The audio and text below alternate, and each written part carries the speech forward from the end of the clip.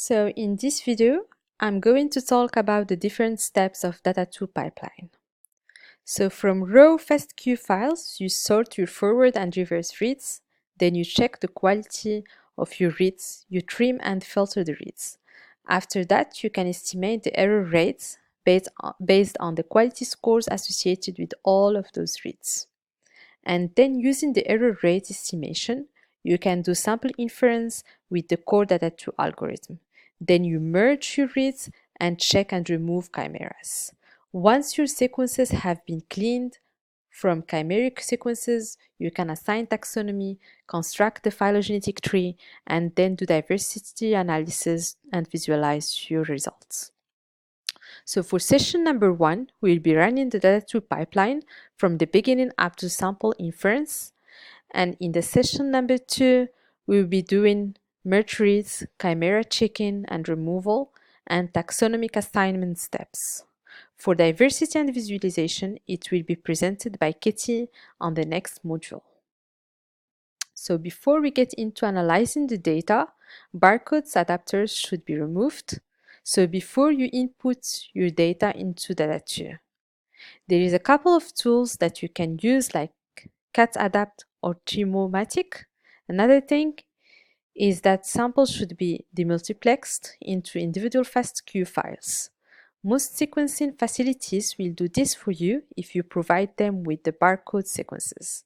But sometimes they can give you one big FastQ file and you need to do it yourself. There is some tools like FastX Toolkit and eDemp, and if your data is paired end, you have to sort the forward and reverse reads to be in the same order to be able to merge them successfully. So the data that we'll be working on during the practical can be accessed here. So there is a link where you can download it. So the table on your right contains the metadata, so associated with the dogs through samples.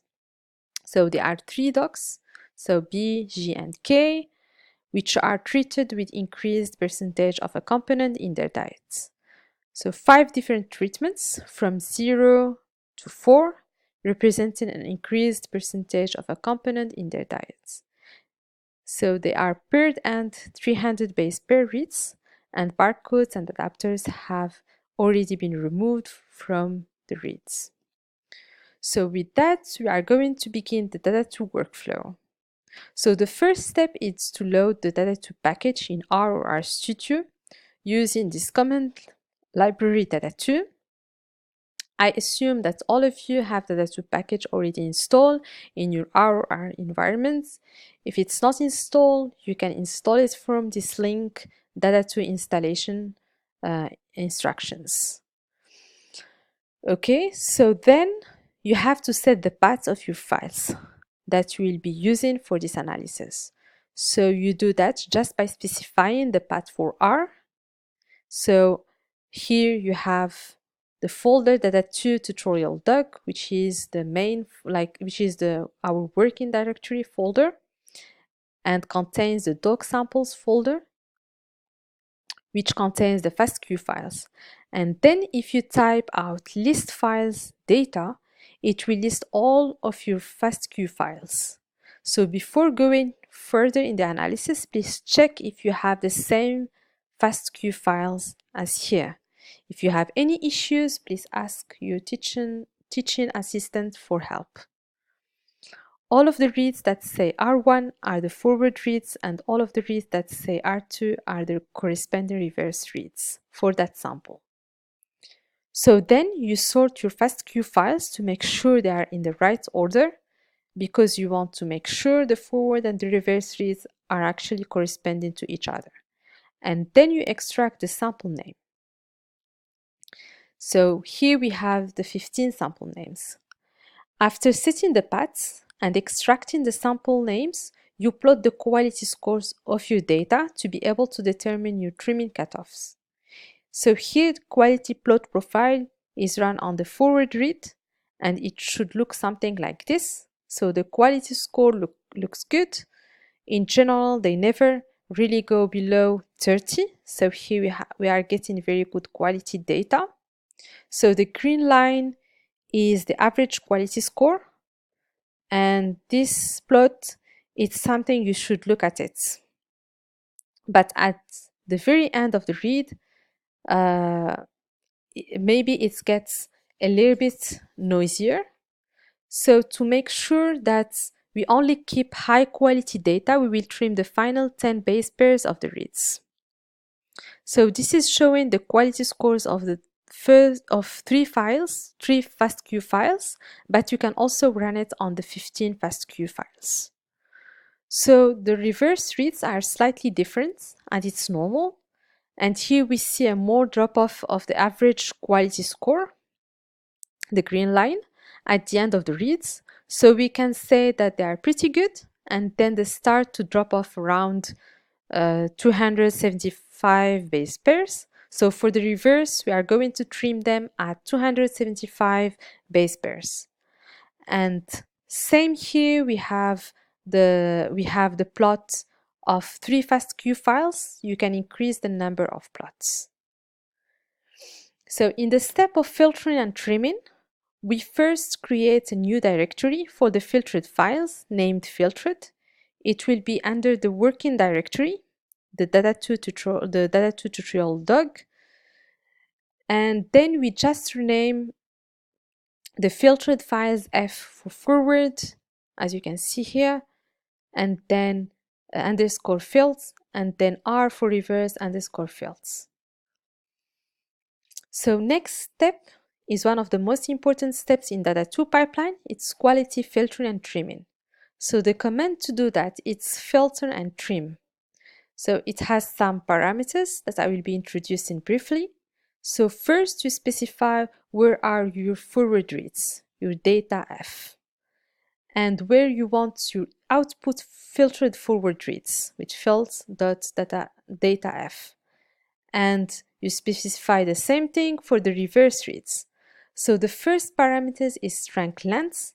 So the trunk length truncates the reads at a specific base. As I mentioned before, based on the quality scores of the data, we would want to cut the forwards reads at 290 base pairs and the reverse reads at 275 base pairs. So it's important to know how long is your applicant and how much overlap you need to be able to merge successfully your forward and reverse reads. So for Data2, it needs 20 base pairs for overlap by default. So the next parameter is MaxEnd.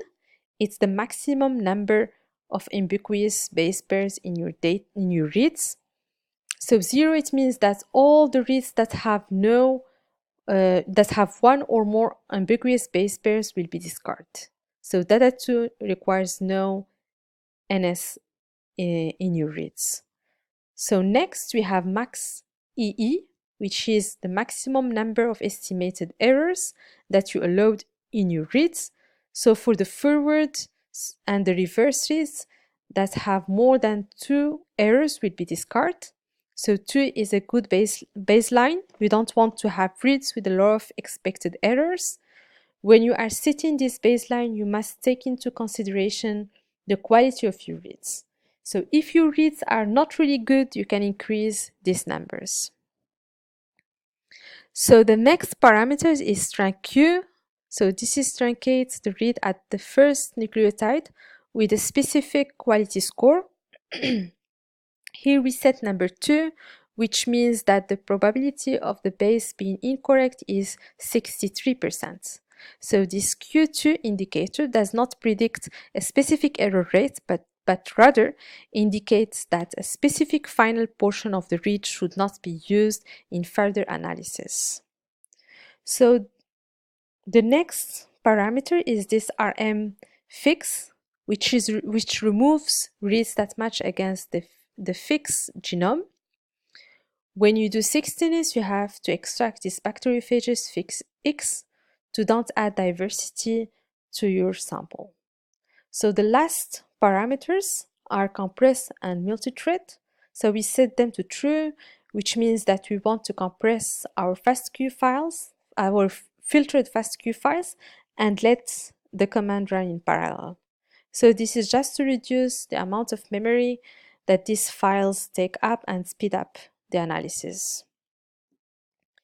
So after trimming and filtering your reads, the next step is the error rate estimation. So it will create an error model that will be used by the Data2 algorithm. So the algorithm makes the assumption that you have the maximum possible error. It takes your most abundant sequence and assumes that's the only sequence that are correct, and all the others are wrong or have some errors. So it alternates the estimation of the error rates and inference of samples composition until the coverage of a jointly consistent solution. That was done on the forward. Here you have the comment that was done on the forward reads, and on this one on the reverse reads. So then you can plot these error rates using the plot errors comment. Here we have for the forward. So it shows the frequency of each possible base transition. So here we have, for instance, the frequency that an A is actually a C. That an A is actually read as a C. So those black dots is actually your data, and the red line is what you would expect to see in your data under the definition of quality score. We can notice that the quality score increases, the expected error frequency decreases. So here we have the quality score, and here we have the error frequency. So the next part is the core sample inference algorithm. So it uses the error model that was created earlier. It calculates an abundance p-value for each of your unique reads. So if the p-value is high, it means that the sequence was likely caused by some errors. And if the p-value is low, it means that the sequence is real. This algorithm will run on all your samples, and it does the same thing on the reverse reads. Let's move to the next video.